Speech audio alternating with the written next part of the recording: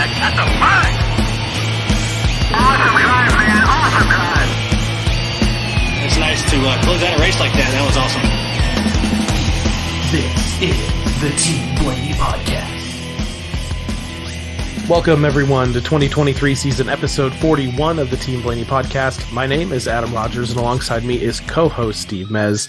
As always, this podcast is brought to you by fans for fans. Steve and I have been following the drivers of the Blaney racing family for 2 decades, and Team Blaney itself launched on social media in 2014. Each weekly episode of the podcast offers an in-depth analysis of Ryan Blaney's latest NASCAR Cup Series race, plus news, notes, and a lineup of special guests all throughout the year. This week, we break down the number 12 teams run in the Xfinity 500 at Martinsville Speedway. Blaney right on the back bumper of Michael McDowell, this time by. White flag. 1 lap to go, presented by Credit One Bank. Half a mile of fuel is what Ryan Blaney needs. Less than that now. As he works his way through the final turns, Ryan Blaney is going to win his way into the championship 4. He wins at Martinsville. Yeah, baby. Let's go, fellas. Let's go. Awesome job, man. Let's go race for a championship. So proud of everybody, man. Good job. Let's go win a championship. Yes, sir. Yes, sir. Let's go, boys. Well, Steve, how about that? Blaney wins in a walk-off, and we're headed to the championship 4. Shortest podcast ever.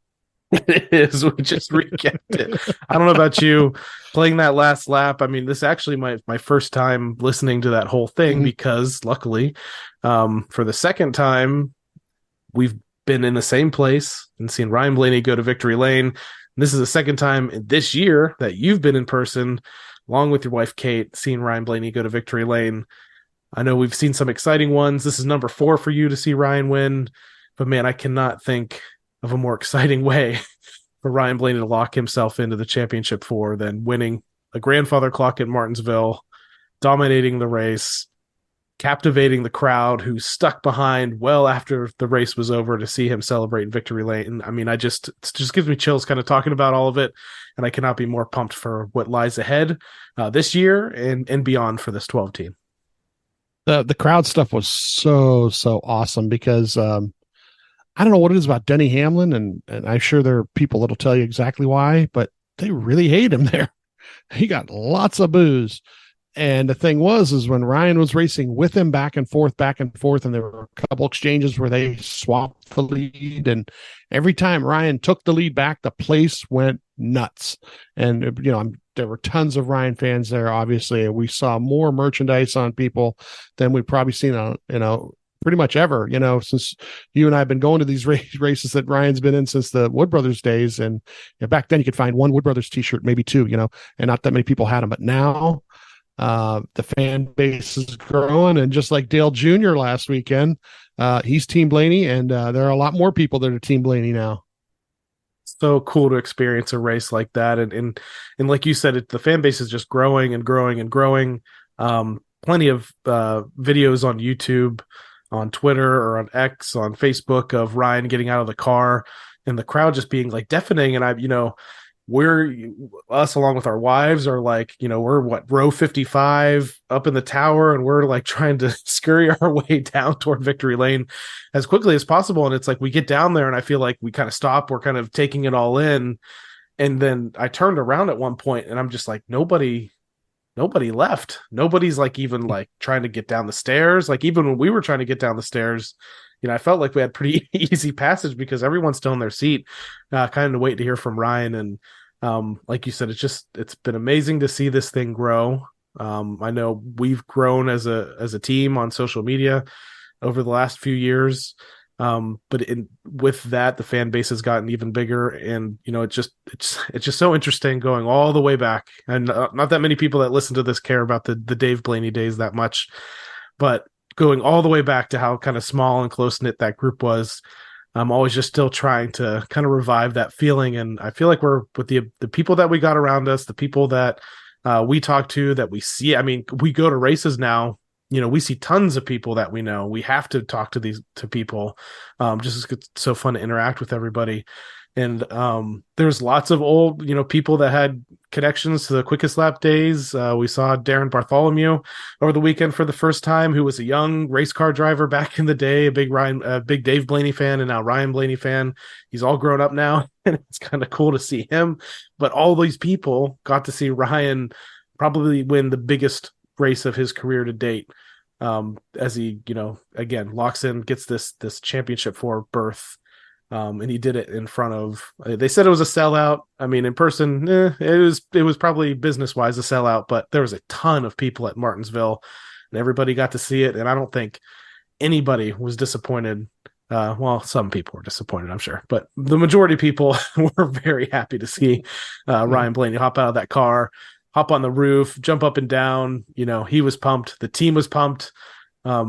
You mentioned to me earlier watching some videos of the pit crew and the road crew guys celebrating. Like, it's just, how hard these guys work all season long, how much they put into it, their lives, their time away from their families. And they all get a chance to go and compete for a championship at Phoenix. And we're all with them. We're all behind them. And I can't wait to kind of discuss this race and discuss what's going to happen in the future. Yeah. You were talking about the aspect of, following Dave and the fact that, when you launched Team Blaney as a whole, it was to follow Dave, Ryan, and Dale, all three of them and the things they were doing every weekend. And there is a picture or two from Victory Lane because it was really, really, really cool. Uncle Dale was there too this weekend. And, Big Dave and his wife and Dale and Ryan all on stage around that clock. Was really, really amazing to see. Of course, Dale standing next to Ryan in the picture too. That's a big difference in height. But, just knowing the people, knowing them as a family and how great they've been to us as fans over all these years, it makes you really, really feel for them even more happy for them than ever.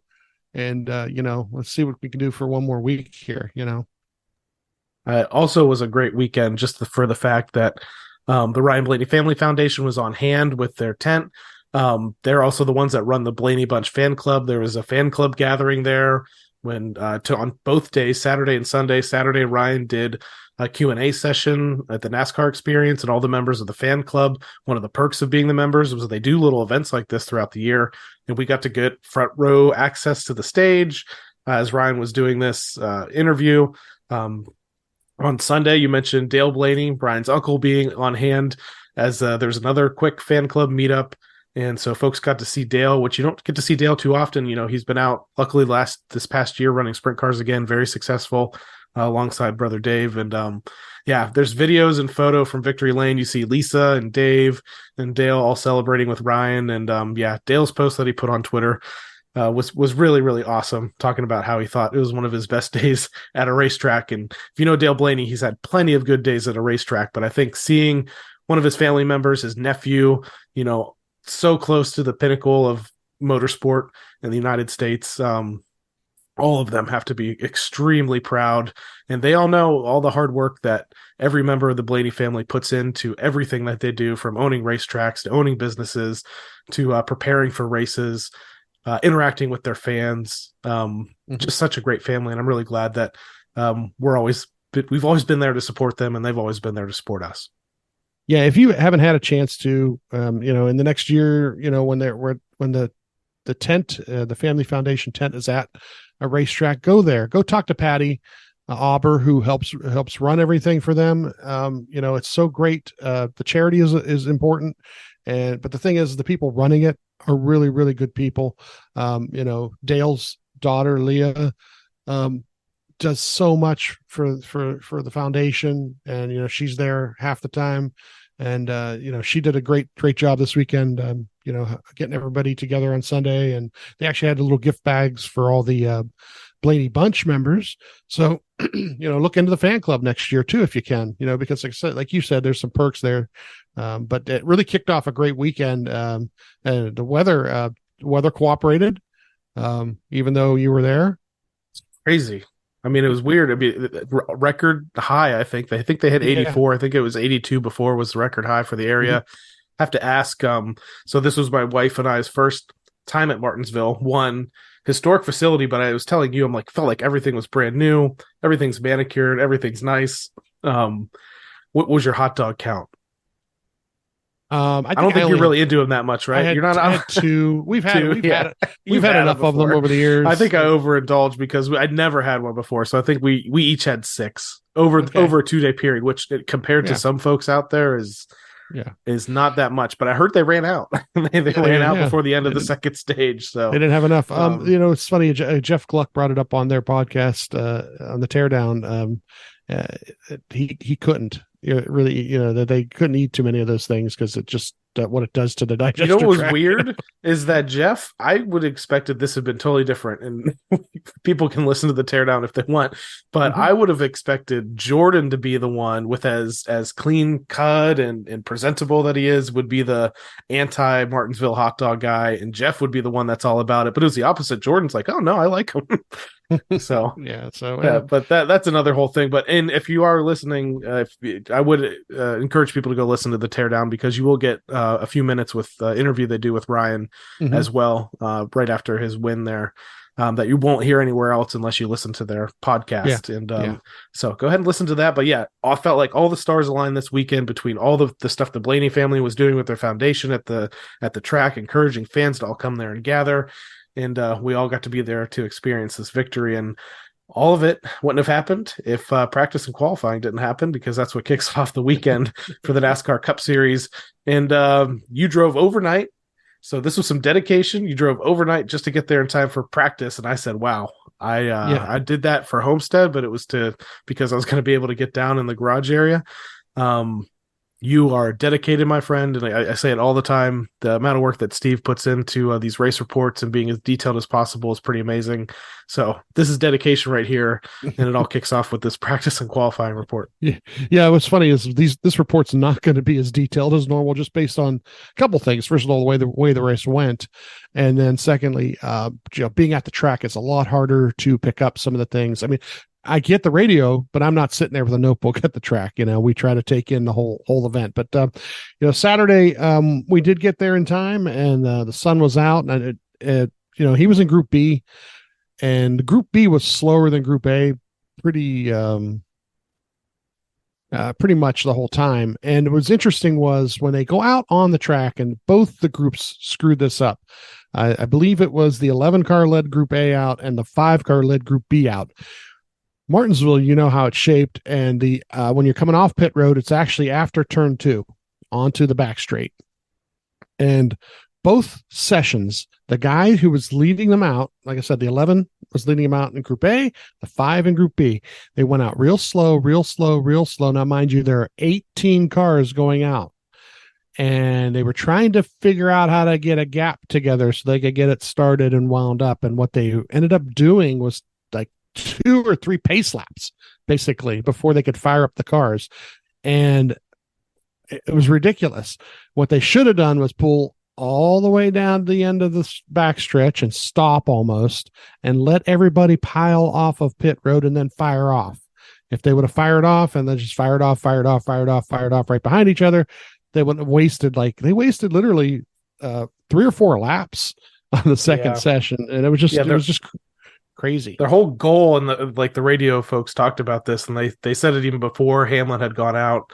The goal was Hamlin wanted to get out there, get enough gap to do a mock qualifying run. Well, he messed it all up, so that didn't really happen. And they wanted to do this because it'd be the only time you'd be out there on fresh tires and just try to do something. And he wanted to do that and then immediately come back in and make adjustments. But it was just, especially Group B, it was just ridiculous what was going on there, because nobody wanted to go. And I was confused. I was like, are the radio people confused? Maybe they didn't throw the green yet. And like the starter's just standing there with the green kind of just flopping in the breeze because he'd already waved it. So anyway, weird way to kick off the weekend, but things got better from there.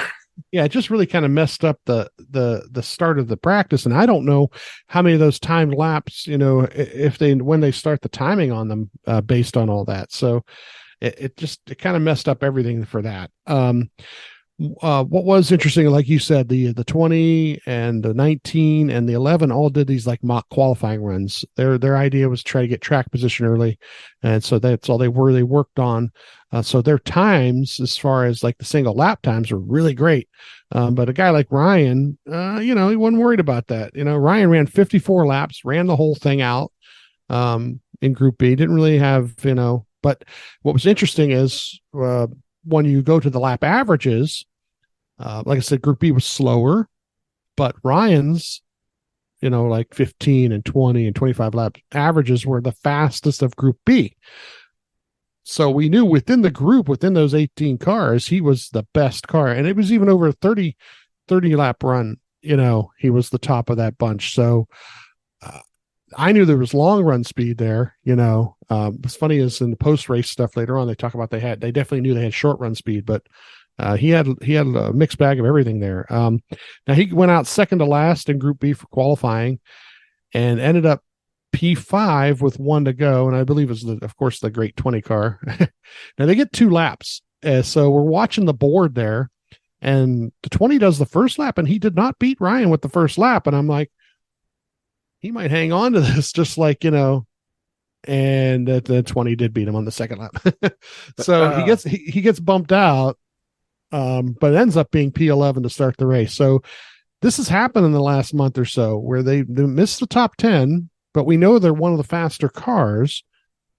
So we just got to get to Sunday and, see how they start. And I was worried because you don't know how it's going to go sometimes with the way the groups are split. Sometimes you could be 6th in your group and start 18th. So I was like, oh, man. And luckily, they were pretty quick about updating where he would start. So it ended up being 11. So he had a good enough time to make it to 11th. I'm like, okay, that's fine. I wanted him to be at least in the top 10. So 11th was going to be good enough. And I'm glad that time held up compared to all of the groups. And obviously, we go to find out that it's because the car was just so dang good. Yeah. So 19 gets the pole. The 11 car is P4. The 5 car is P5. The 20 car is P7. We know the Ryan is 11th here. We got the 17 car, I think was 18th. The 45, 17, and 24 are all pretty deep. Yeah, they're pretty deep. The 45 was 19th, the 24 was 24th. Yeah, they're way back. And this is going to be an issue for a couple of them because they just didn't have any kind of speed to begin with. So is it bad that for a split second I was concerned about the 19 getting the pole and the 11 being up there, but I was more concerned about the 11 because the 19 I was like they're gonna implode, like something bad's going to happen. A wheel's going to fall off or Truex is going to speed somehow. And we'll find out what happens in the race. But the 11 car really does end up being one of the main people where Ryan is racing all day long. Well, if you go back to last week's podcast, you can go back and find my point explanation and one of my scenarios and paths that I like to do. And it actually came to fruition. Really, truthfully, I couldn't believe it, Steve. I'm sitting there. I thought there was no chance. I'm poking you, and you're like, why is he poking me? Why does he keep, your wife's sitting between us. We're not really, we have my headset, the way it's hooked up is hooked up to my wife. And so we can communicate between each other. You and I couldn't really.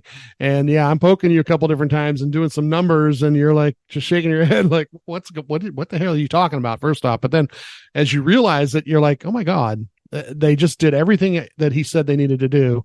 We'll get into that as we go through this. Because that was the other thing about the 24 car starting so deep. Okay. So Ryan is right outside the top 10 to start the race. And the 24 car so deep, the 24 car has to get up there to get some similar points. To start the day, Ryan is 10 points above the cut line, 10 points above the 45 at the cut line, but he's 20 points behind the 24.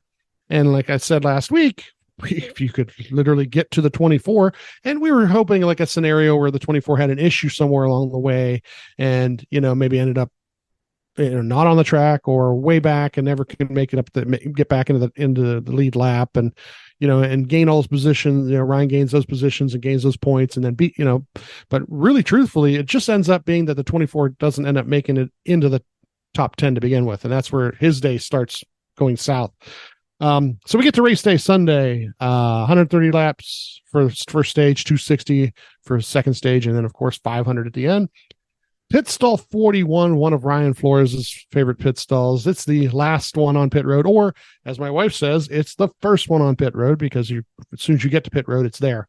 It's on the bend, which kind of gives them a little bit of an angle to get into the box the way it is.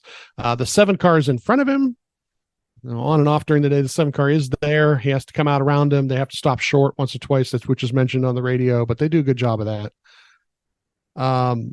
And the leader of the 19 starts this race on the outside. And, usually you think of Martinsville, you think about being on the inside lane and the choo-choo train that hopefully keep underneath, but there does get some separation and some people do move around and shuffle a bit. But by lap 3 up to 10th here, and at lap 9 up to 9th, lap 23 up to 8th, lap 48, P7 here, but the 11 takes the lead at this point. Now, so if you're watching on TV, the 19 or the 11 leading, of course, is bad news because at this point of the race, Ryan doesn't have those points and he gets bumped down below the cut line if one of those 2 guys wins. So, kind of like a little, we're kind of biting our tongues here and hoping that something good happens as we go. By lap 82 up to 6th, and then at lap, so we're up to 6th here. At lap 104, we get this caution with the 47 hitting the 21 and the 48 involved, and the 21 ends up spinning.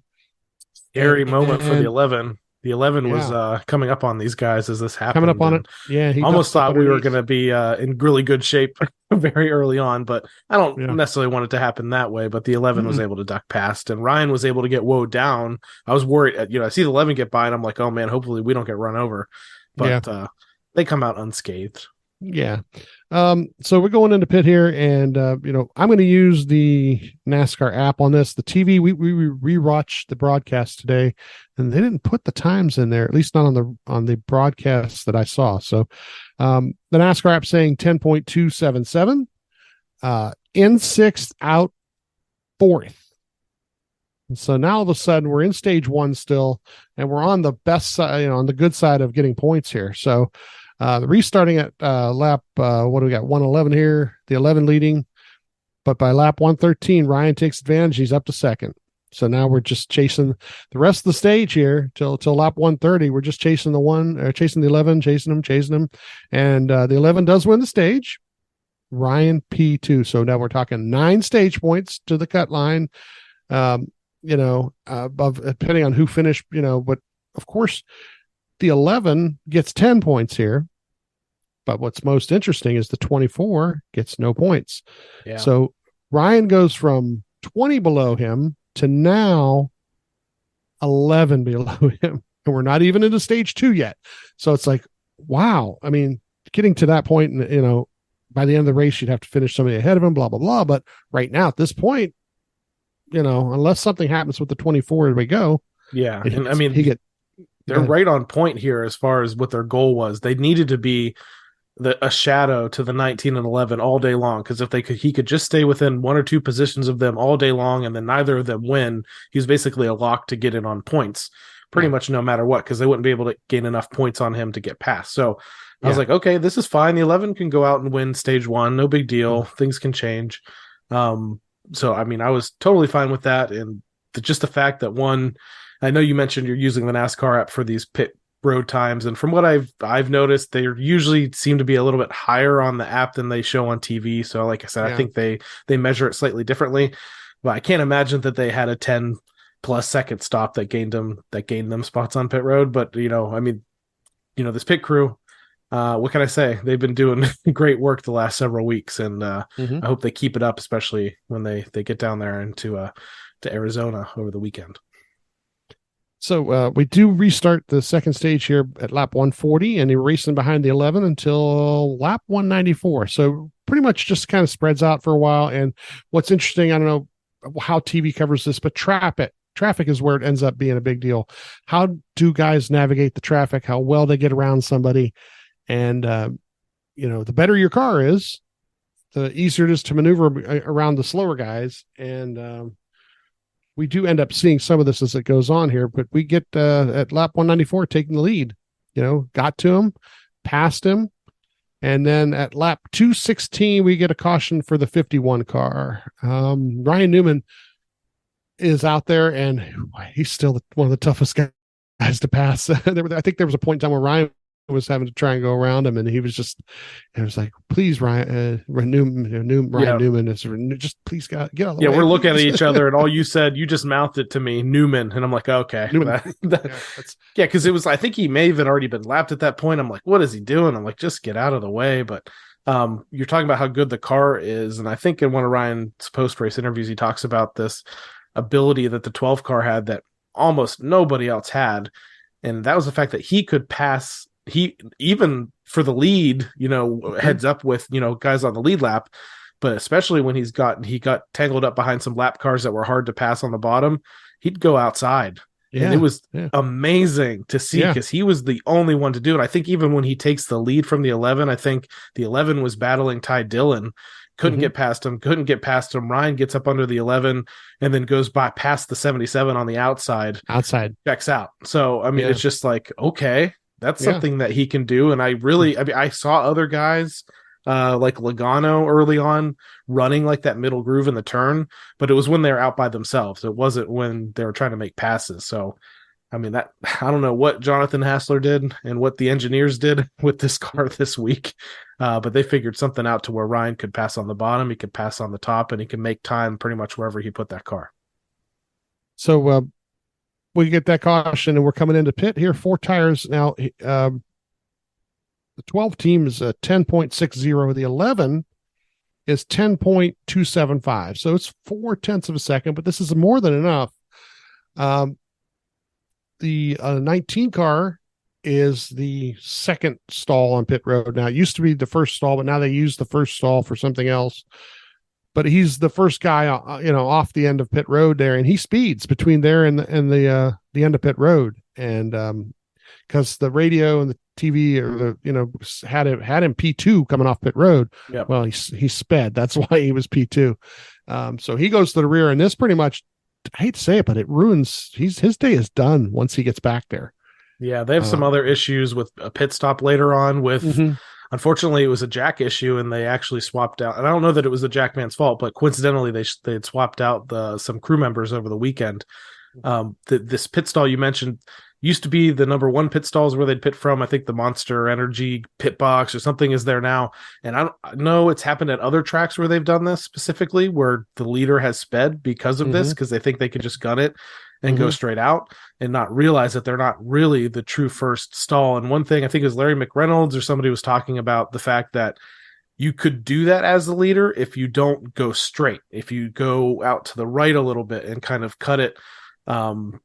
You don't go in a straight line, at least go out more toward pit road. Like you could go full bore and get to the line and not speed. But since he went straight right at the timing line, it was all over from there. And he kind of threw his team under the bus a little bit, saying, you told me I could go 4 lights. I only went 2 and they caught me speeding. So, they gave me the wrong information. I mean, he eventually, went to, we win and lose as a team type of situation. But man, this is exactly what I was talking about earlier. I said I wasn't worried about the 19 because something bad happens to them. I mean, I was at that Homestead race when they put the tires on the wrong sides of the car, and it's just, no matter who the crew chief is, it's just something weird. I mean, they did win a championship when it was a 78, but since they've been the 19, something, I don't know, just something follows those guys, and it's unfortunate for them. We restart lap 226 here with the 11 leading. But at lap 227, Ryan gets the lead back. 229, the 11 lead gets the lead again. At 230, Ryan gets it back again. It's a great job of, like, there were crossovers. One guy would get in front, the other one come behind him, and then get it back up underneath him coming off the turn. Normally, if you've been to a race, people stand up for the first couple laps of a restart. We were maybe 8 or 9 laps into this restart with Ryan and Denny battling. Again, you look around, nobody sat down. I mean, this was probably some of the best racing of the day. And it's kind of the first part where I remember last season I talked about we started to see a different Ryan Blaney out on the track, a more aggressive Ryan Blaney. And I feel like there's been points of this year where he's kind of pulled back on that a little bit. The Ryan that showed up to Martinsville was not going to give up a position. I mentioned just a few minutes ago, all he had to do was just to be a shadow of the 11. He could have just tucked in behind and run behind him. Ryan, that's probably not necessarily Ryan's mentality. He wanted to lead laps, and he wasn't afraid to lean on the 11. And they've had some some scary moments. I think even during this battle, bumping each other, Ryan get pushed up, fishtails a little bit. I mean, but this is different Ryan Blaney that's out there driving. He's aggressive, but he's tactful, and he wanted to go and take that victory. He didn't want to have the victory handed to him. So the end of the stage is lap 260. Ryan ends up, holding on for that 30 and some laps there. Wins stage 2, the 24 0 points. So here we go. 24 car, 0 points on the day. Ryan 19. He was 20 behind him to start with. Now he's one back. And as we were pointing out, the tiebreaker is the highest finish in the round. So if Ryan finished one position in front of the 24 between now and the end of the race, he wins the tiebreaker, and it wouldn't matter who else won, because if one of the other guys wins the race, Ryan would be that fourth guy. He would be the points guy. So he had already put himself in total position. Literally on the radio, Jonathan kind of says that. He says, a little different mindset now. The goals have changed. And they get on the radio with the 24 car at some point early on here too, and let him know he needs a non-winner of that group of four. He cannot afford to have the 19, the 11, the 17, or the 45 win the race. And the 45, he was kind of like checked out. The 17 really wasn't. So really, truthfully, the 11 was the big one. The 11 was the guy who was in position up near the front. But if one of those four guys wins, and Ryan stays in front of the 24 would have not made the final four. Now, they also tell him that as long as one of those four doesn't win, he needs to finish 18th or better points wise, just to make sure he outpoints any of those guys from that point forward. So not as bad a thing. Gives them a goal to work toward the rest of the race. But now Ryan is in a position where it got real simple all of a sudden. All you got to worry about really technically is a 24. And if you want to go ahead and win this thing, let's just go ahead and win this thing. So were you torn at this point? I don't even know it would have necessarily been this exact point. It would have been a little bit later on after some cautions and stuff happened, to where I'm like, he has such a dominant car. I really want to see him win. And I'm like trying to think, am I going to be disappointed if he just finishes like 7th or 8th and advances to the championship 4? And I'm like, this is all going through my head as we're watching these laps tick off. And I'm like, man, it's just so weird. Like, all I wanted going into this weekend was just to see him finish good enough to advance. And now I felt almost kind of greedy wanting him to see him win. The things that you brought up about the 11, all of Hendrick Motorsports at that point was basically put on call to know you cannot help or let the 11 get by easily. They are Ryan Blaney fans at that point, because if Ryan wins, then the 24 still has an ability to point his way in. So you're going to see some things a little bit later on this race where Ryan comes up behind some Hendrick Motorsports cars who gladly get over for him, and Denny Hamlin pulls up on some Hendrick Motorsports cars and has the fight of his life on trying to get past them. So, but it was just such a weird point in the race where I'm like, just one, you're pointing at me, holding up your finger, just one spot. He just needs one position in front of the 24. And it's weird. It was just a ball of nerves this whole race. And I started to feel a little bit better. But when things get shook up a little bit later on, it's not as clear cut as it seemed it could have been. But also some of that was I just really wanted to see the 12 in victory lane and not just advance on points. Yeah, watching lap times and then watching the ability he had to pass made you really think that he should win the race. He was the best car all day and the best driver in that car. So we're staying out here, and we do get a restart at lap 271 here. And right away, there's a caution for the 54, 22, 6, 34, 38, 99 situation down in turns 3 and 4. And I'm going to call this the wingman situation. Yeah, the wingman got a little frisky. The wingman got a little frisky, and I'm fine with that, as long as it doesn't cause us any issues. But we're gonna use this wingman term this week and hopefully next week. Because last year it was something that came up at Phoenix, and this year, truthfully, the last 3 or 4 races, definitely the 22 car, and this race here, the 2 car at one point is up there, and the 21 later on actually kind of helps out too on some things. So those 3 guys are doing a great job at Team Penske of supporting Ryan during these races. There's some things that are happening. Sometimes they're unseen by TV.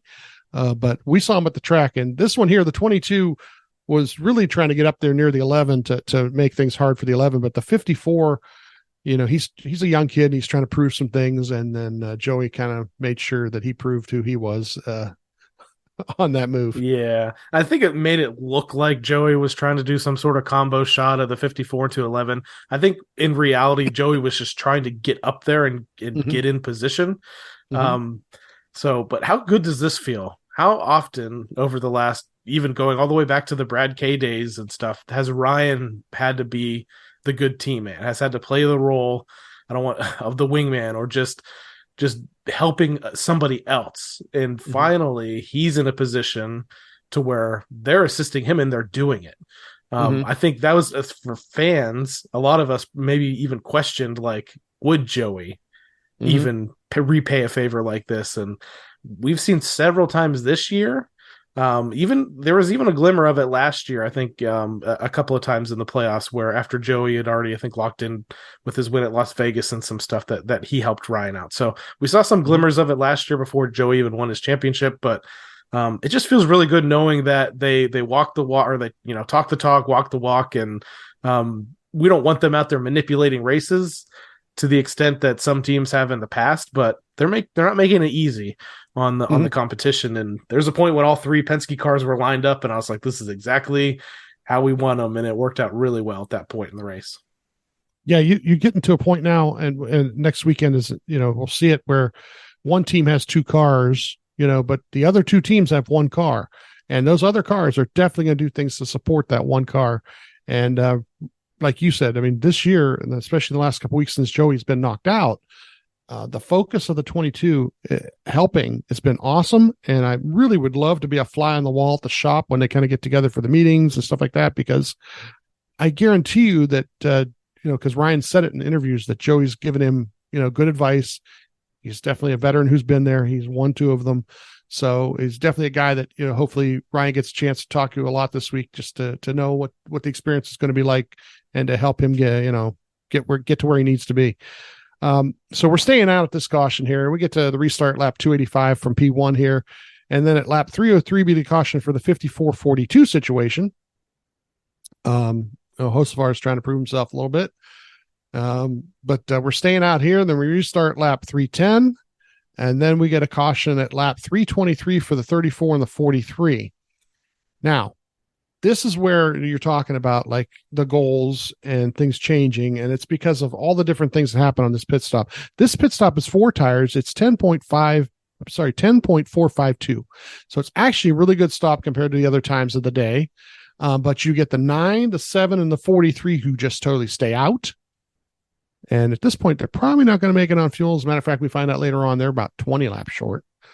The 10 takes fuel only. The 5 takes fuel only. The 17 and the 47 take fuel only. The 14 to 38 take 2 tires. So all of a sudden, we've jumbled the field. We've got some guys doing some alternate strategies. And at lap 329, the pace car breaks down. This may be the play of the race. This is really, really kind of weird and funny. Something happened where it was gathering up the tire debris. Yeah, like rubber was building up underneath the car. They said it messed with and I don't know if it like started to heat up and melted some wiring, but yeah, it messed with the electrical system under the car. And yeah, the car just comes to a stop between turns 1 and 2. And I was so confused because it just pulls over to the side and the field keeps going. And I'm like, what is happening? And then the funniest thing is one of the, the extra Toyota Tundra track drying team trucks initially starts pacing the field. Yeah. And then after that, they pull that one off. And then I think an AMR safety truck paces the field to green. Right. But it was a funny thing. I've heard, I listened to the radio the whole way home on the drive from Virginia down to Florida today. And there's plenty of callers that are, either Toyota fans or Ford fans, beating their chest about, seeing the Chevy break down. And, it's so funny. It's not funny, but Chevrolet even had to put out like an official statement explaining, like this wasn't, the Camaro is fine. Keep going, keep buying the Camaros while you can. I think they only have like a year left on them. But it wasn't their fault, which truly this new tire that they brought has laid in, I think, combined with the 80 plus degree temperatures, laid down way more rubber on this track at Martinsville than any other tire they've had in the last several years. So Yeah.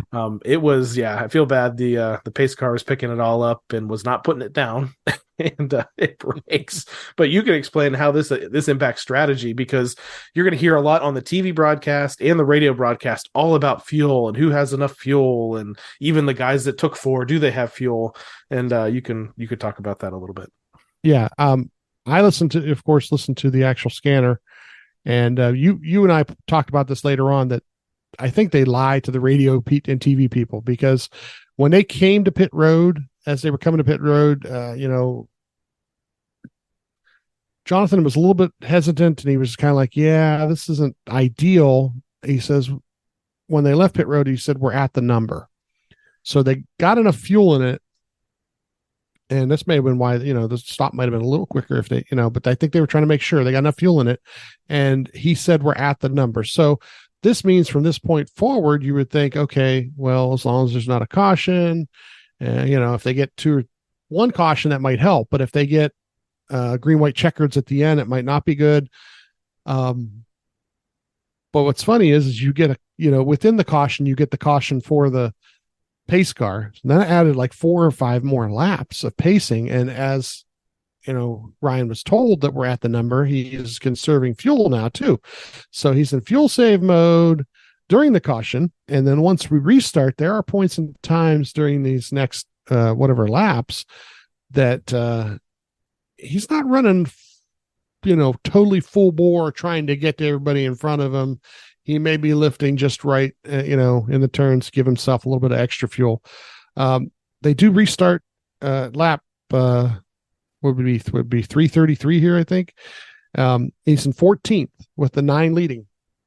Outside of him battling with the 11 early in this race and getting physical, this was the most scared or nervous I was the entire race, because of what I saw happen in the middle of the pack the rest of the race prior to this, because you can turn into a pinball real fast. And no matter how many points they scored in the first 2 stages, how good of a position they're in, if they break a toe link because somebody spins them, it's all over. So this is I was saying, I mean, this mixed pot of emotions to where, okay, he might not win now because everything's all jumbled up. So I guess they can rely on points, but I really wish he would win. Also, I hope he finishes with where he's restarting here. Right. So, and he's still in front of the 24 during all that. And by lap 412 here, the 10 had taken the lead. Now, Ryan went from 14th to about 8th during that. A lot of these cars that are in front of him don't really, speed-wise, really weren't supposed to be in front of him. So he does get by a lot of them. And then they're in lap traffic at this point, too. But like I said, lap 412, the 10 takes the lead. Ryan passes the 11 car about this time too. And I put in parentheses that for the lead ultimately, because truthfully, the 11 car speed wise was one of the few guys that was near Ryan. Ryan's up to 7th. At lap 422, he's up to 6th. At lap 430, up to 5th. At lap 436, up to 4th. At lap 440, up to 3rd. And at this point, he kind of cruises for the next like 10, 15 laps. And there's some radio communication, like if you catch Race Hub, they'll show you on there with the radio chatter where I'm just kind of chilling here. He just kind of says that. It's like, they know what they're trying to do, but traffic is getting in the way of some of these cars too, and it's slowing some things down. And we're watching the NASCAR app. I've got the timing and scoring up, and it's a couple laps behind, but you're still able to see like he's 0.2 faster than this guy, 0.3 faster than that guy in front of him, and he's 4 seconds back. So you kind of calculate how many laps that would take, and it might take a while, but some of the traffic helps too. So he, by lap 461, he's up to 2nd. And at this point, he's getting closer and closer to the 10 car who's leading, and literally there's like a big gap. It took a while. Yeah. It was 3-4 seconds, but instead of it taking 10 laps, it was taking 3 or 4 laps to get a second gain, and that's pretty quick. And the 21 car actually comes kind of into play in this too, because he's racing in front of the 10 car, trying to stay, from getting a lap there, and doesn't totally slow him down, but the 10 car doesn't have enough speed to get by him. And at lap 478, Ryan takes the lead off the 10 car. So And obviously big cheer here, but it was worth noting with this crowd, as Ryan was picking cars off, every pass he made, there was an audible cheer. Biggest cheer came when he passed the 11 car, because I think collectively everybody knew that, as you said, was truly basically the pass for the win. Big cheer, is let out when he passes the 10 for the official lead. Going back to those calls during that pit stops, I have to say, I think it's Drew Blickensderfer is the crew chief for the 10. They might not win the race here, but that was call of the race. I mean, you got, especially for a driver just announced he's stepping away from full-time racing at the end of the year, was this close to pulling off like an upset, crazy victory that would have been amazing for him. Unfortunately, it didn't happen, and I'm sure Ryan and the team, they wanted the victory, but there's probably some sentimental thing to see a guy walk off into the sunset like that, and then you having to be the bad guy that comes in and passes them instead. But anyway, kudos to the 10 team and then call the race. I mean, they knew how the tires were working out. They knew the strategy to pull, and they put enough fuel in the car. But like you said about them lying to radio, because I'm listening to the radio broadcast and I'm like, and they said that they've talked to the 12 team and they've talked to the crew chief and they're short on fuel. And I'm telling you that, and you're like, they're not short on fuel. And then when I get home today and we're rewatching some of the broadcast and I'm watching these clips, I'm like, TV's even saying that they're short on fuel. And I'm like, they don't want to show their hand. Like they're going to be as, I think they followed back up with Jonathan a little bit later on and they asked him, are they okay? And Jonathan gave him like it's going to be tight. It's going to be real close, because, he doesn't want to show his hand. And you mentioned, radio and TV are going to pick up on that stuff to give you all the excitement and drama that they possibly can. But how cool was it to watch Ryan pick off all of those cars with a dominant car? How many times have we seen him dominate a race and something happen and he finishes top 5, top 10? And again, different team this year, different Ryan Blaney this year. Coke 600, dominant car. They close it out and they get to victory.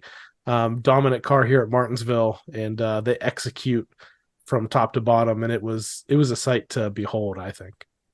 They turned out a butt whooping on everybody. I mean, mind you, he didn't lead all the laps in stage 3, but when they did get out front, they were just so dominant. It was so much fun to watch him carve up through the lap traffic. Just so great to watch them have the car underneath them that they needed, and execution, that they needed out of everybody involved. Jonathan Hassler, just super job putting that team out there, putting that team together. This is, we talk about before about coming together at the right time. And this weekend was the culmination of that. And hopefully this next weekend, what's great about, remember last year we talked about how going into the playoffs for like 8 or 10 weeks, going into the playoffs, every weekend was like a playoff race for those guys. And they were like clicked into like just execute. Well, now you've done that these last 3 weeks. You've executed all 3 weeks and done it in such a manner that you won the race going into the final race. So now you know exactly what it's going to take at Phoenix to win this whole thing, and you know that you can do it. And confidence wise, that's got to be great for everybody involved to just put this thing over the top next weekend. So we have some of the audio pulled from some of the post-race interviews. So why don't we go and listen to what Ryan said to some of the media in Victory Lane after the race. Discount tire for Mustang was super fast. Really from yesterday, I knew our race run car was good. I was happy with it. Long run yesterday, and we didn't qualify great, but I really wasn't too worried about that. I feel like as we kind of got going in the race, we would be fine. Try to establish yourself in the first stage to get into like the top 3 or 4, and then you can kind of, all right, you can go to work there. It was a little hard to get there in the first stage, but we were able to do it. We didn't make any mistakes. Good on pit road all day. Good on the racetrack. Car was phenomenal and amazing on long run. I mean, absolutely rocket ship on the long run. I would just kind of bide our time there and save tire, and I think our plan of saving so much tire early helped us when we got to lap traffic, because you're going to run into lap traffic and it's hard to get through it, and you need to have some tire to do it and be able to move around. And I think that strategy we had really paid off. You mentioned that in your race report, the fact that Ryan kind of just rode around there for a little bit. after everything got jumbled up, saved his equipment, saved fuel, saved tire. And I mentioned to you from watching in the stands, it just seemed like there was a point when, I don't know if Jonathan gave him the go ahead or he just kind of instinctively knew as the laps were, closing in on the final laps of this race, that he just, went into another gear, and not literally, but figuratively, and just started picking them off and moving forward. And that's because he saved all of that stuff. He saved the tire. He knew how good of a long run car he had, and he wasn't worried about it. And I think, as you mentioned, they were in a good points position. So I'm sure he wanted to win. He wanted to get up there, but he wasn't under too much stress. Now, I was still stressed about a caution coming out, because I think if a caution comes out, this race is turned upside down, and I do not even want to think about what would happen. At the end of stage 2, when Jonathan tells him about the change of game plan, what it really is saying is don't get yourself into situations where you're going to hurt yourself in the car. And that's what he's really saying. He's not saying, hey, let's just make sure we're one spot in front of that guy. He's saying your mindset, sure, we want to win the race if we can win the race, but don't do anything risky. Don't do anything that's going to take you out of position just to do that.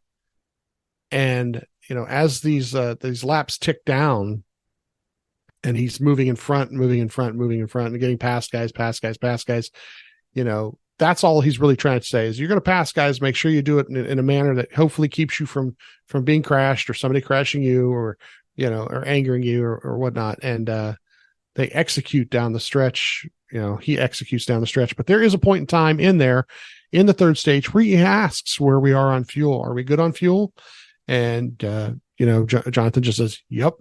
And that's probably that point forward. Where he really decides to go ahead and push a little bit, so, everything was perfect.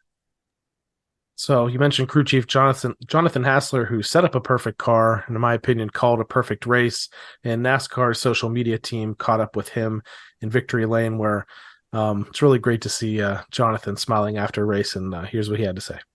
Here in victory lane with the winning crew chief, Jonathan Hassler. First and foremost, congratulations on the win here at Martinsville, but congratulations here in the championship 4. Yeah, we, there are a couple different ways we're going to get in, and, to win with kind of the walk-off and get ourselves in is awesome. So super proud of Ryan and the whole team. You had a lot of speed in practice on Saturday. You guys had what looked like the fastest car out there on the racetrack for today's race, but what fell into the hands of the number 12 today? I think our long run speed got even a little bit better. In practice, we were a little bit of a short run car. Made a couple of small changes to try and make it hold on, and then seemed like maybe the track maybe started to cool off there the second half, and it really, really came to us. What does the next week look like to prep, knowing that this team is going to go race for a championship? Yeah, it's a short week, just a couple days working on the car before the car has to leave, and then we'll still continue to study kind of all of our notes and watch old races and really work our plan for every aspect of the weekend and make sure we put our best foot forward going to Phoenix. Here in victory. So really cool to hear from Jonathan Hassler there, and even a little bit insight into what they're going to have to do. Really quick turnaround when it comes to getting prepared for Phoenix, because they have to get those cars in the hauler, and they have to drive all the way across country. So they only really had today, Monday, and probably a little bit part of Tuesday morning to get last minute things set up. And I know they've been probably working on this car in advance anyway. But I bet Jonathan's having a pretty long night tonight as we record this thing to get that car, polished and maybe some last minute sim sessions and everything else. But man, I'm not even sure that they need it. I know the car and the setups change over the year, but this 12 group's been really, really good at Phoenix. Yeah, Ryan speaks to that during some of the post-race interviews that he does, where they talk about still learning and still, gaining knowledge and still adjusting, that you don't just rest on your laurels. And they definitely are still trying to improve. I mean, I understand that if you look at Ryan's finishes at Phoenix, especially in the new next gen car and over the last 4 or 5 years, you're going to find all kind of great numbers. But I guarantee you they were still trying to work on getting that car a little bit faster, because just that little bit next Sunday might be exactly what they need. So why don't we go ahead? I mean, we've talked a ton about Martinsville. Congratulations to the 12 team getting that grandfather clock. That was the other thing. The clock. We rushed down the stands. Let's talk about that for a second. We rushed. Yep. We're all the way down, almost into turn one where we're at, because we're at the end of the main grandstand, and all the way down 55 rows, all the way over toward Victory Lane, and we're in the stands. We can't obviously be down there, but actually one of our better followers, Justin Hughes, did have access down there. He got some great pictures. The interviews were super, but it was so good to watch everybody get to celebrate together up on that stage. I know we were talking about earlier, Ryan and his family got up there, guys that we've gotten to know over these last couple of years doing the podcast, guys like Mule, being up there, and being able to celebrate and take that picture with that clock. Josh has one already from the truck series, with his guy. But just being able to see him up there and Ryan up there with all those guys and celebrate with those guys, because the clock is a different trophy than anything anywhere else. They all take pictures with the trophy, but that clock, they'll buy replicas of that, of that clock for a lot of guys on the team now. Those guys will get a clock too, a lot of them, so it's really kind of a really special trophy. And it was really great to get down there, take some pictures, and just watch everybody's smiles. Yeah, I mean, I could go on and on about this experience at Martinsville, top to bottom. Obviously, made it so much better the fact that Ryan wins. I mean, I didn't expect that when we hopped in the car and drove the 9 or 10 hours up there on Friday, that we'd experience such an awesome weekend. And like you said, getting to see every one of those team members, you could see the pit crew wanted to be around that trophy. Josh, that's a special trophy to him and his family. I think his grandfather was general manager at Martinsville. You can go back and listen to our interview episode with spotter Josh Williams, where he talks about growing up around the track and riding his bike around there, getting into trouble, doing all kinds of fun things. And yeah, he did get one of his own with Zane Smith, but I know getting one on the Cup Series level with Ryan really meant a lot to him. So it's cool to see him get up there. I think even with some of his family too, to take a picture with the clock as well. You're seeing those guys up on stage, and it's, we've interviewed like 5 or 6 of these guys, getting able to talk to them, get to know them over the last few years, and just to see them happy and celebrating, because we know the adversity and the criticisms that this team and any sports team can face over the years. And we see the hard work that they put into it, and to just see them kind of reaching that pinnacle. They have one more step to go to get to that championship. But to me, even advancing to the championship 4 in this era of NASCAR Cup Series racing means a lot. But if they can take that one next step, it's going to mean so much more. And all of that is going to kick off this weekend at Phoenix Raceway, where all 3 of NASCAR's top national series are going to crown their champions. And that's going to kick off Friday, November 3rd, with action at 8 p.m. Eastern time. This is going to be a little bit different this week. They give the NASCAR Cup Series a little bit more practice time, and it's on a different day. And I can't remember, in the past it's been 50 minutes. I think it might only be like 30 minutes of practice, but it's going to happen on Friday, 8 p.m. Eastern time, the NASCAR Cup Series practice on USA, followed at 10 p.m. Eastern time. This one's a little bit late every year because the time difference all the way out there in Phoenix. So 10 p.m. Eastern time, the NASCAR Craftsman Truck Series championship race. That's going to be on FS1. That one's always, pretty action-packed. I think Zane Smith is out of the running. He didn't advance to their championship 4, but maybe he can play spoiler, and let's see what happens there. I think Ben Rhodes is in a Ford. So, I mean, if you're looking for somebody to root for, maybe that's somebody you want to look at. Saturday, November 4th, 4:30 p.m. Eastern time, NASCAR Cup Series qualifying. That's going to be on the USA Network. Again, 4:30 p.m. Eastern time. It's going to be really, really important track position wise. The last several times they've been at Phoenix, it's a lot of the same complaints drivers have had at short tracks about being really, really difficult to pass. I mean, some of the only opportunities are on restarts when they go crazy through the dog leg, and that's kind of chaotic, and you don't want to rely on that. If the 12 team can bring a car like they did at Martinsville that can pass on a flat, shorter track, I think they won't have a problem. But qualifying still really important. 4:30 p.m. Eastern time on Saturday on the USA Network. Followed at 7 p.m. Eastern time is the NASCAR Xfinity Series Championship race, also on USA. And then Sunday, this is one you're going to be wanted to tune in for. 3 p.m. Eastern time, the NASCAR Cup Series Championship race can watch that on NBC and Peacock, 3 p.m. Eastern Time. Ryan Blaney, William Byron, Christopher Bell, Kyle Larson. Those are the 4 guys that are going to be vying for the NASCAR Cup Series championship. Lots of them on the bandwagon. Get on the bandwagon. Jeff Gluck already made his prediction. Guess who he picked to win? Ryan Blaney. That's right. That's right. And I think it was the beginning of the year. Did Dale Jr. make his prediction at the beginning of the year? Beginning of the year. Yep. Beginning of the year. And it's so funny because there was an opportunity or two during the playoffs where they did it on his podcast, and then they did it on TV once even, where they says, "Hey, you want to change your pick?" And he says, "Nope, I'm sticking with my pick." And last week it was so funny. I'm sure you can find the TikTok with the sound clip on his podcast on the download, where he says, I'm with Team Blaney. And it was kind of funny that just because of the way he said it, he may or may not know of the team. Well, I'll just play it. Yeah, go ahead, play it. Yeah, here you go. That's right. I almost wore my actions detrimental shirt today, but I didn't want Team Blaney to think that I was jumping off the bandwagon, the championship bandwagon. I'm still Team Blaney. Yeah, your loyalty would have been questioned. It would have. Yeah. I don't want them to question my loyalty. That's right. I don't know. So there we go. Does he really know about the moniker?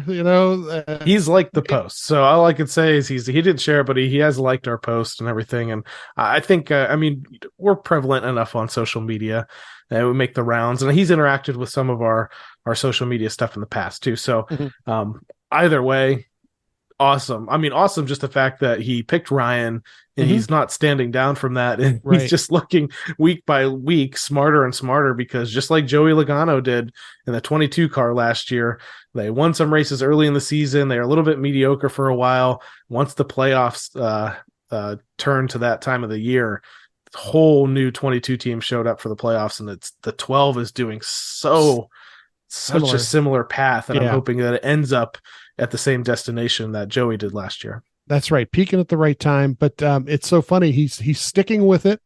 And you got to give him great credit for sticking with his pick like that. And he's looking smarter and smarter.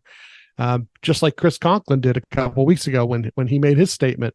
And I reposted that to TikTok today too, because and I told him, I says, look, I have to, because you're right on it. You asked him what he thought of the, and this was right after Talladega. You asked him what he thought, and he says, we're going to win it. He says he's going to win one of the next 3, just because Ryan's good at all 3. And he says they don't want to see us at Phoenix, because what did he say? He's bad to the bone at Phoenix, is the way he put it. And like I said, if you go to our TikTok, I reposted it the other right after the race last night, because you want your guys to have that kind of confidence in your team and your teammates. And Chris definitely has that. He believes that everybody around him is going to do what it takes. And he definitely believes in Ryan and his ability to drive that car. So I can't be anything more than pumped right now for this next weekend coming up. Bad to the bone is definitely a great way to describe Ryan Blaney when it comes to his 15 career starts at Phoenix Raceway. And it's so interesting, the parallels between Martinsville and Phoenix. They're both tracks that Ryan is extremely good at, 2 of his best statistical tracks over his career. So we talked about his stats at Martinsville. I think he had the best career average finish of any driver in the next gen era. He was like top 2 when it came to just overall average career finish going to Martinsville. Had never won there. Well, he checked that one off the bucket list there, winning at Martinsville and getting that clock this past Sunday. They head into Phoenix Raceway now. Again, 15 career starts there. 15 career starts, 6 top 5s, 10 top 10. So only 5 times has he not finished in the top 10.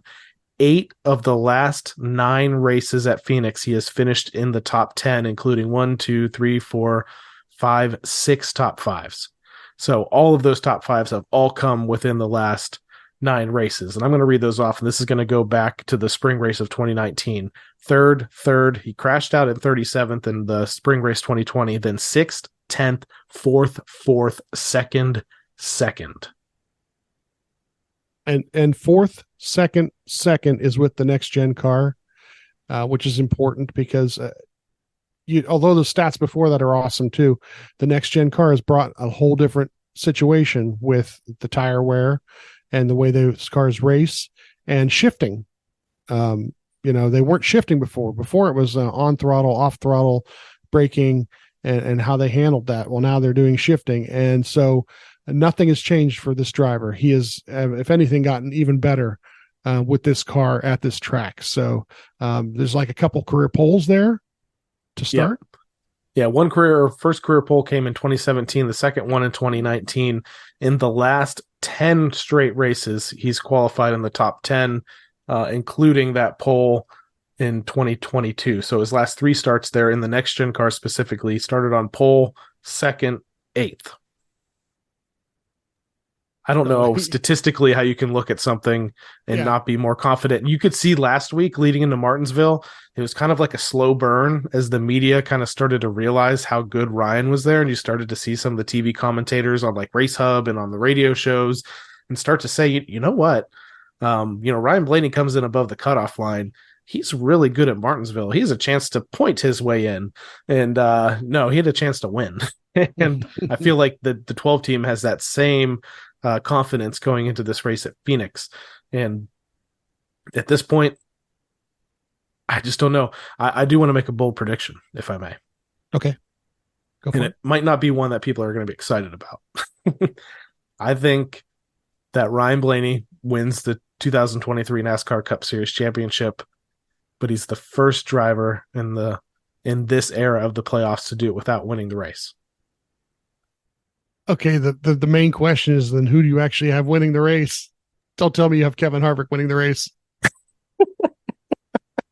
So that would be speaking with my heart, I guess. I'm even half of my heart, I would say. If I was speaking with my whole heart, Ryan Blaney wins the race, wins the championship, and whatever. It would be an amazing story for Kevin Harvick to win the race, and Ryan wins the championship, and they do some sort of dual burnout or something, and passing the torch, kind of like I think Jimmy did with Chase at one point when Chase won his championship. So anyway, that would be interesting. I don't even know. I think it almost might be one of those situations where like Denny Hamlin, like wouldn't it be like ultimate? I don't even know if it's not revenge, or like almost like ultimate heartbreak, like where even like Ryan, had a car that could have won that race last year and he didn't advance to championship 4 and had to kind of ride around in second, knowing that he could have won that race. Like I feel like a Denny Hamlin could win the race. Joey's been hanging around, like you said. We've kind of offhandedly called him a wingman. He had a really good race at Martinsville. He won this race obviously in the fall last year to win the championship. So I just feel like that's like the kind of thing that would happen. Like Ryan would not. He'd be the first one to not necessarily win the race, and I don't care. He probably doesn't care. He would be happy finishing 30th and have the 3 other guys finish 31st, 32nd, and 33rd. Just all you got to do is beat. And this is what I wanted to bring up, something that you are really good about saying. He just has to beat 3 other guys. There it is. That's exactly what I was about to head toward. 3 other guys. The goal and objective this weekend, ultimately, you want to win the race, because you win the race, you've beat the 3 other guys. But the reality is 3 other guys, put the pressure on them all race long, make them chase you no matter where you're at. If you're running 3rd and the rest of those guys are 5th, 6th, and 7th, super. As long as they're 5th, 6th, and 7th and trying their guts out and screwing up while you're out there leading them. And really truthfully, like I said, leading them. You're not really worried about leading the race. You got to beat 3 guys. You beat the 20, you beat the 24, you beat the 5, and that's all that matters. You know what? I know that last NASCAR would probably love for them to win the race, for the champion to win the race, whoever it is. But 3 guys, we're watching 3 other cars all day long, and we want to see where those 3 cars are and how much better than those 3 cars we are. And let's make sure we're the best amongst those 3 cars and then finish this thing off. Now, as far as the race that I'm kind of looking for, historically, even with Todd and Jeremy before, they seem to come with long run cars a lot. I would like to see this race play out. Now, again, if it comes down to stage 3 and they're totally opposite, I am free to change my mind.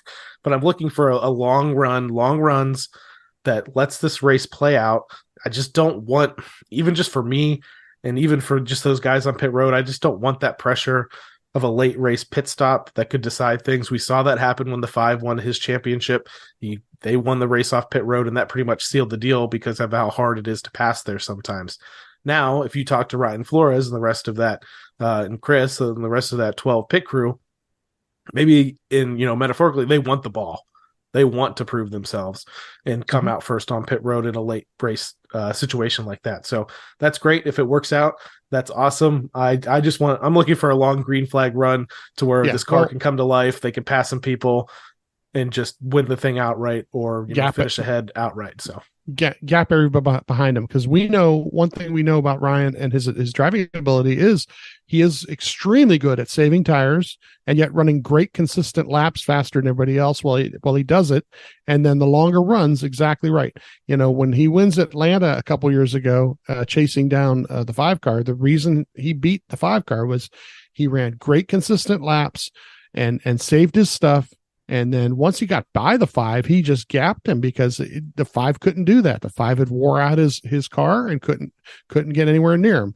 And even this past weekend, it was the same situation there. When they got back into traffic a little while, he saved his stuff. And by the end of, 50 to 75 laps, all of a sudden he's passing everybody. So exactly right. This weekend, I was just looking up the weather. Sunday there, it looks like 88 degrees. 88 on Friday and Saturday, although they'll be a little later in the day on Friday and Saturday doing stuff. But they're bringing the same tire, correct?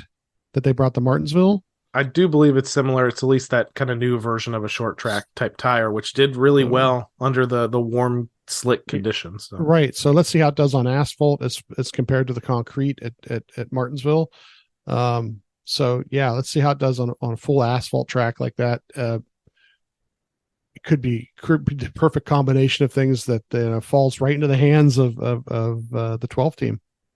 So again, if you want to tune in this weekend, Cup Series practice is on Friday at 8, Saturday qualifying's at 4:30 p.m. Eastern time. In the race, you're going to be tuned in for this. Gather the family, have a watch party. You're going to want to see, no matter what happens, Ryan Blaney compete in his very first appearance in the championship for the NASCAR Cup Series, 3 p.m. Eastern time on NBC and Peacock.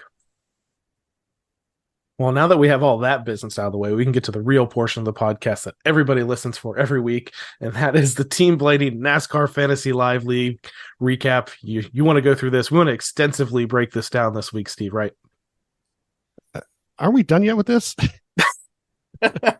I ran out. Like I said, I told you earlier, I ran out of good picks. I used everybody up that was any decency, and so this weekend was just a struggle trying to find the right guys. And as the race went on, they faded and they came back, and I couldn't change anything. I mean, I think I had Bradley. I had Bradley in there at one point. I had Harvick in there. So I was hoping for him to have a good day. They just didn't score a lot of points. Brad had a rough day. Yep.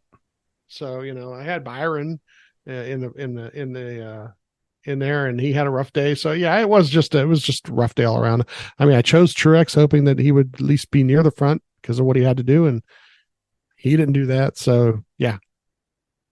Yeah, taking a look at my starting lineup, I started Ryan Blaney, got me 59 points. Larson got me 31. Byron had a, kind of an off day, 24 points. Truex, 33 points. Christopher Bell, 36 points. We were at the track. The Wi-Fi was fine. I probably could have made these changes, but I was too busy watching the race. Hamlin was in my garage, 53 points. So maybe that could have made a difference, but probably not. I ended up finishing 42nd overall in points earned at Martinsville. I picked Reddick over Buescher in the feature matchup. That was wrong. I picked Ryan over Hamlin. That was right. I picked Byron over Truex. That was wrong. I picked Larson over Bell. That was right. So I did get 2 out of the 4 featured matchups. So now let's take a look at the standings in points earned, the top 10 in points earned at Martinsville. And that kicks off with the 10th position, Racing Girl 12 with 233, Pocono Lady with 235 and 9th. 8th is Penske Fan 24 with 236. 7th, Joe Lopez 1, 237.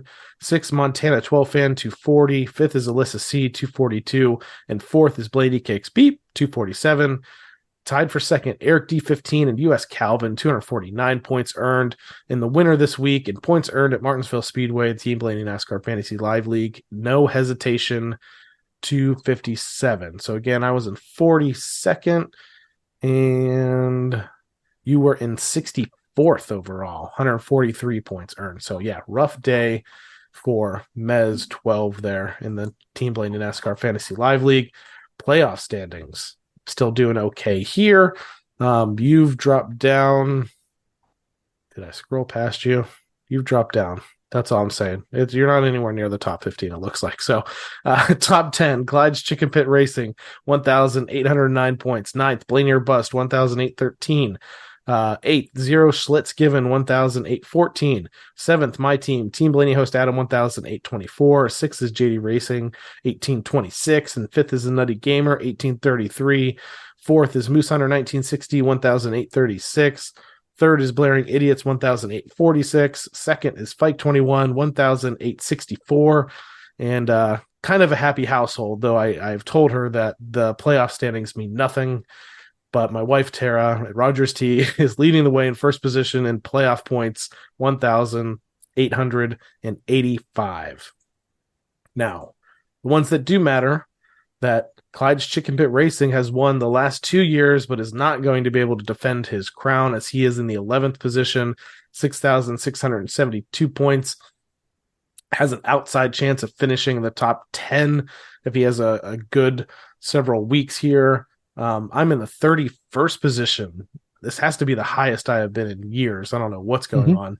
6,433 points. Mez, your team, 24th position, 6,497. Let's take a look at the top 10. Moose Hunter 1960, 6,683. 9th is JD Racing, 6,727. 8th is Eric D15, 6,751. 7th is Alyssa C, 6,762. 6th is Fight 21, 6,795. 5th is Go Larson, 6,813. 4th is Blaring Idiot, 6,826. 3rd is Penske Fan 24, 6,829. 2nd is Factory of Sadness 6,869. And leading the way, first, Blaney's Daisy, 6,915 points. They lead the overall standings in the Team Blaney NASCAR Fantasy Live League. You have no picks left, so it's not worth talking about.